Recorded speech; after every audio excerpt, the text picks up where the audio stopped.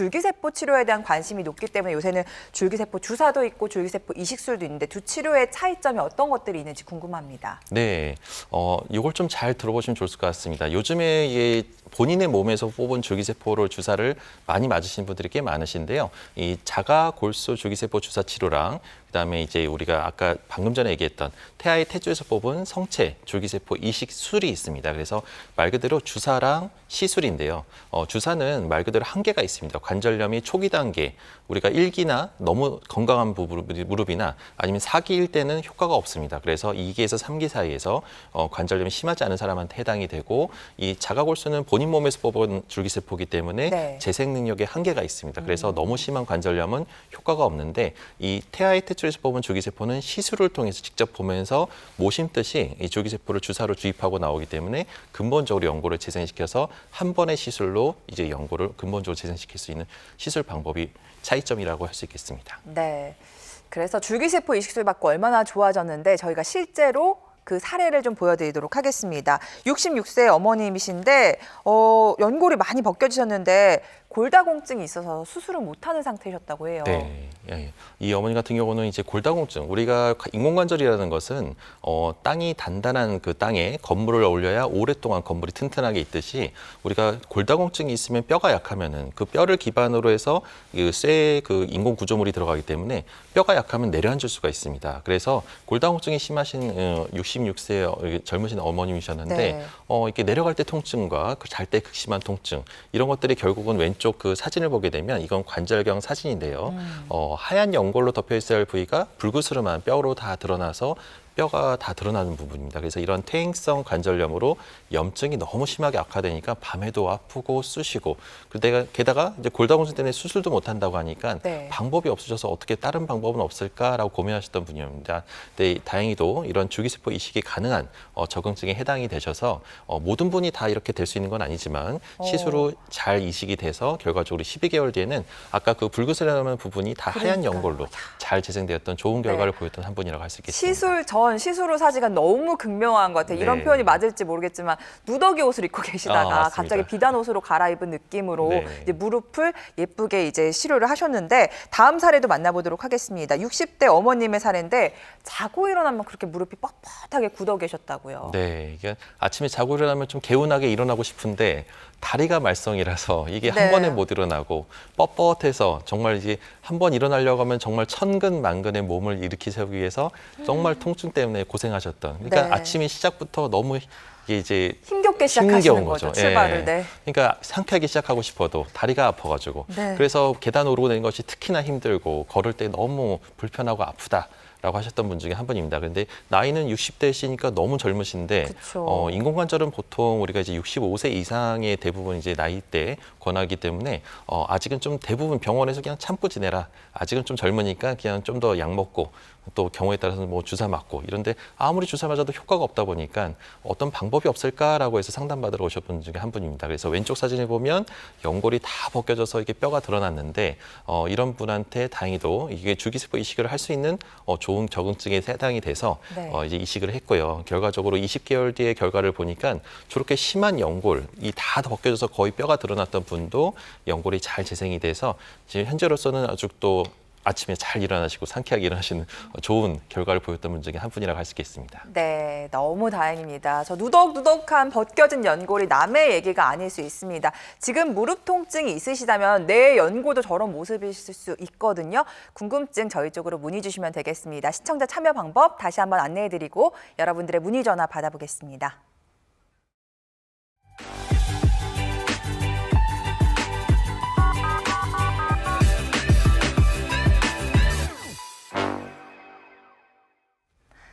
네, 방송 중에 전화가 많이 걸려오고 있어서 다시 한번 여러분들의 문의 전화 받아보겠습니다. 여보세요? 네, 네, 안녕하세요. 네, 네, 안녕하세요. 시청자님 연세가 어떻게 되실까요? 네, 85이요. 오, 네. 80대 중반이시고 네네. 어머니 목소리가 너무 정정하신데 네. 어디가 불편하신지 양 원장님께 말씀 부탁드립니다. 네, 저기 네, 앉았다가 일어나려면 네네. 네. 왼쪽 무릎에서 네. 따크닥하고 병뚜껑 여는 소리가 나는데 오. 그냥 아. 놔둬도 될까요? 네, 네. 어머님 그 병뚜껑 소리가 나면서 아프신가요? 통증이? 안 아파요. 아무렇지도 않고요. 네. 그냥 일어날 때만 네. 병뚜껑 여는 소리가 딱딱하고 따ቅ따ቅ 나는데 소리가 날 때가 있어요. 그냥 놔둬도 괜찮을까요? 네, 어머니 그거는 너무 걱정은 안 하셔도 되고요. 그러니까 네.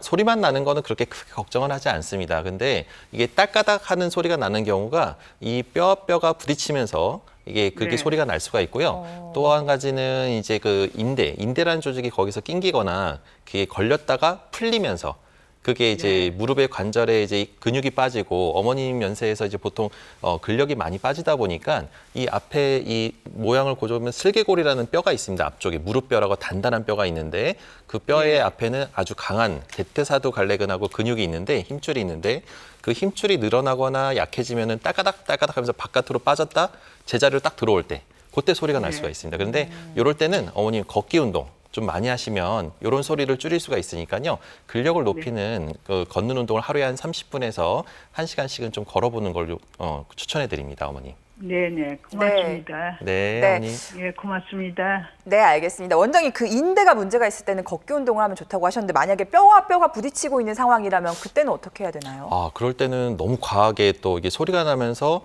뼈가 부딪힐 경우는 이제 적극적인 좀 치료를 해야 되기 때문에 이런 경우는 조금 더 주사 치료나 약물 치료를 하면서 하기를 권합니다. 그래서 보통 소리와 함께 통증을 동반하는 경우는 반드시 병원을 내원하셔서 적극적인 초기 주사 단계의 주사 치료를 하기를 권합니다. 네, 알겠습니다. 우리 80대 중반의 어머님의 전화를 저희가 받아봤는데 아니 병뚜껑 소리가 거기서 나면 안 되는데 그러니까요. 왜 무릎에서 났을까? 다행히 소리만 나시고 통증은 없는 상태라면 크게 걱정하지 않으셔도 될 것 같은데요. 두 가지의 경우가 있을 수 있습니다. 만약에 뼈와 뼈가 부딪히고 있는 상황이라면 그때는 좀 병원을 내원하셔서 빨리 치료를 받으셔야 될 것 같고 혹시 인대의 문제라면요. 걷기 운동을 많이 해주시는 게 좋다고 하니까요. 어떤 경우일지 모르니까 일단 병원에 가셔서 검진을 받아보시고 판단을 받아보시면 좋을 것 같습니다. 전화 주셔서 감사드리고요. 이어서 다음 전화 받아보도록 하겠습니다. 여보세요? 여보세요? 네, 안녕하세요. 네, 안녕하세요. 안녕하세요. 네, 어머님 올해 연세가 어떻게 되실까요? 79세입니다. 아, 네. 70대 후반이시고 어디가 불편하신지 말씀해 주시겠어요? 왼쪽 무릎이 네네. 아파요. 아, 아픈 지는 얼마나 되셨어요, 어머님? 좀 됐는데 병원에만 이제 왔다 갔다 하고 네. 이제 물리치료를 주로 하면은 한 이틀만 하면은 또 괜찮았다가 네. 또 안 하면 다시 또 아프고 이런 증상이 아이고, 네.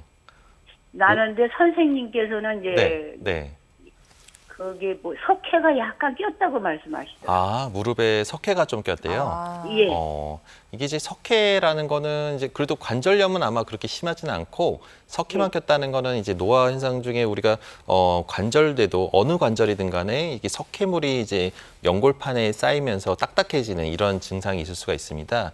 근데 이제 그거 말고 이 석회 엑스레이만 찍어보면 석회만 보이는데요. 실제로는 이제 석회라는 거는 이제 연골판에 물렁물렁한 조직이 충격을 흡수할 수 있는 능력이 있어야 되는데 석회가 쌓이면서 딱딱하다 보니까 쉽게 찢어지거나 갈라지면서 그러면서 통증을 유발하는 경우가 꽤 있어서 이런 경우는 조금 더 정밀 검사를 해보고 아마 이게 물리치료나 이런 걸 이틀밖에 못 간다는 거는 뭔가 더 심한 찢어진 소견이나 관절염이 좀 진행되려는 소견이 있어서 아플 수가 있기 때문에 동네 의원에서 물리치료 받았는데 호전이 없다 그런 경우는 좀 더 큰 병원에 가셔서 한번 검사를 제대로 받아보고 그거에 맞는 또 적극적인 치료를 받게 되면은 어머니 연세는 아직도 이게 젊으시니까 주사나 이런 걸로도 충분히 좋아질 수가 있을 것 같습니다. 네. 네. 아니 선생님께서 네네. 저기 주사 약을 먹어보라 해서 약을 안 먹었어요. 제가 이제 아, 네. 저기 이 혈압도 있고 당뇨도 있는데 그걸 먹고 나면 이게 얼굴에 자꾸 붓더라고요. 약을 한번 먹어보니까. 맞아요. 네, 네. 그래서 이제 거기에 영향을 끼칠까봐 네네. 약을 못 먹고 그냥 가끔 가서 물리치료만 받고 있어요. 네. 어머님이 그러니까 자주 선생님이 붓고 관절염 약이 좀 안 맞는 거니까 이런 경우는 관절염 약을 너무 과하게 복용할 필요는 없어요. 그러니까 이게 부작용이 더 심할 수 있으니까 근데 국소적으로 작용하는 주사 치료는 크게 해가 되거나 무릎에 무리가 되지 않기 때문에 네. 주사는 크게 부담 없이 맞을 수 있을 겁니다, 어머님. 네네. 네, 알겠습니다. 원장님, 그 연골판 손상을 동반하시는 경우라면요, 엑스레이로는 판별이 되지 않나요? 네, 맞습니다. 이게 엑스레이는 이제 뼈만 보이고 뼈와 뼈 사이의 간격만 보고 유추하기 때문에 석회가 끼었다라는 경우는 대부분 그 연골 뼈와 뼈 사이에 이게 연골판이 원래 안 보여야 되는데 석회가 끼면은 이게 연골판이 이제 석회 낀 소견으로 해서 보이긴 합니다. 하지만 네. 찢어진 걸 알 수가 없어서 이거는 반드시 정밀 검사로 초음파나 네. MRI를 통해서 진단을 받고 그 아픈 원인을 치료해야지 그냥 물리치료만 받아서는 근본적으로 치료가 안 됩니다. 네, 알겠습니다. 우리 어머님 석회 현상이 있으시다고 하셨는데요. 연골판 손상을 동반할 수 있기 때문에 조금 더 정밀 검사를 받아보시면서 좀 무릎의 상태를 한번 확인해 보시고 주사 치료 같은 것들로 좀 무릎을 보완해 주시는 게 좋을 것 같다라는 생각이 들었습니다. 전화 주셔서 감사드리고요. 이어서 다음 전화 받아보겠습니다. 여보세요? 네. 네, 안녕하세요. 네, 안녕하세요. 안녕하세요. 네, 네, 반갑습니다. 수고하십니다. 네. 어머님, 저희가 말씀드리기 위해서 먼저 연세부터 여쭙도록 하겠습니다. 네. 저 75세입니다. 네. 70대 중반이시고 어디가 네. 불편하실까요? 예, 제가 지금 퇴행성 관절염이라고 네. 한 15년 전에 네. 어머. 예, 제가 콘크리트 바닥에서 무릎을 몇 번 넘어졌어요. 네. 아이고, 네. 네. 그래서 이제 아파서 병원에 갔더니 네. 예, 그때는 이제 뭐 이 연골이 다 이렇게 헤쳐졌었다고 그렇게 말씀을 하시더라고요. 심하게 넘어졌나 예. 보네요. 네. 예, 그래서 이제 뭐 저기 2달에 한 번씩 이제 이렇게 연골 주사를 한 예. 3번 내지 음. 계속 맞다가 네네. 이제 병원에 가보니까는 저 수술을 그러니까 레이저로 그렇게 했으면 좋겠다고 선생님이 네. 말씀하시더라고요. 네. 네네. 그래서 이제 날짜를 잡아놨는데 제가 이제 그 운동을 하는 그 당시 운동을 많이 했어요. 네. 그러다 보니까 통증이 없어서 네. 예, 그 수술을 안 받았습니다. 네. 그러니까 그때 15년 전이죠. 15년 전에. 네. 네. 근데 지금이 와서는 네. 이제 오른쪽 무릎이 네. 너무 아픈 거예요. 이번에 이제 비 아. 계속 오고 하니까 네. 네. 무릎이 너무 아파서 네. 이걸 병원에 가야 되나 하고 지금 고민이셨네요. 고민하고, 예. 예. 가다가도 또 주저앉아요. 아이고. 가는 길에도. 주저앉게 네. 되고 네. 이게 이제 이게 통증, 비 오거나 날씨에 영향을 받아서 통증이 있는 거는 이제 이 무릎 관절 안에 염증, 이 관절염이 기저질환으로 있기 때문에 그 염증이 이제 저기압일 때 활성화되면서 이렇게 그림과 같이 빨갛게 염증으로 꽉 차게 됩니다. 그래서 물이 차고 물이 더 많이 심하게 부어오르면서 날씨의 영향을 많이 받게 되고요. 그 어머니가 가장 두려워하시는 거는 아무래도 이게 또 15년 전에 저렇게 안 좋다는 얘기 들어서 원래 수술하기로 네. 했었는데 아무래도 또 많이 안 좋아서 뭔가 또 큰 수술을 할까 봐 겁이 나서 이제 병원 가서 그렇죠. 주저할 수가 있을 수가 있는데요. 통증은 많고. 네, 너무 네. 겁내지 마시고 요즘에는 네. 또 의술이 많이 발달해서 우리가 예, 큰 예. 수술하지 않고도 아까 저희가 앞에서 얘기했듯이 여러 가지 주사요법이나 간단한 시술로도 재생을 유도하는 방법들이 많이 있기 때문에 이런 네. 것들을 이제 경험 많은 큰 병원이나 전문 병원에 가셔서 상담받고 한번 어머니가 여태까지 무서워서 15년 동안 이제 좀 두려워서 뒀던 그 관절염에 대해서 그쵸. 이제 근본적으로 한번 치료를 받아보기를 권한드립니다. 네. 네. 예. 하여튼 그렇게 하면 통증이 없어지겠습니다. 그럼요. 네. 예. 무릎 네. 관절염은 완치될 수 있는 병이라서 절대 겁내지 마시고 반드시 전문가랑 상의해서 상담받으시면 결과 아주 좋은 결과 얻을 수 있을 겁니다. 네, 알겠습니다. 대단히 감사합니다. 네, 감사합니다. 우리 어머님 그때 좀 잘 치료를 받았더라면 하는 후회도 조금 있으신 것 같은데요. 늦었다고 생각할 때가 가장 이른 때일 수 있습니다. 지금이라도 좀 제대로 된 치료를 받아보시면요. 무릎 좋게 또 오랫동안 쓰실 수 있지 않을까라는 생각이 들었습니다.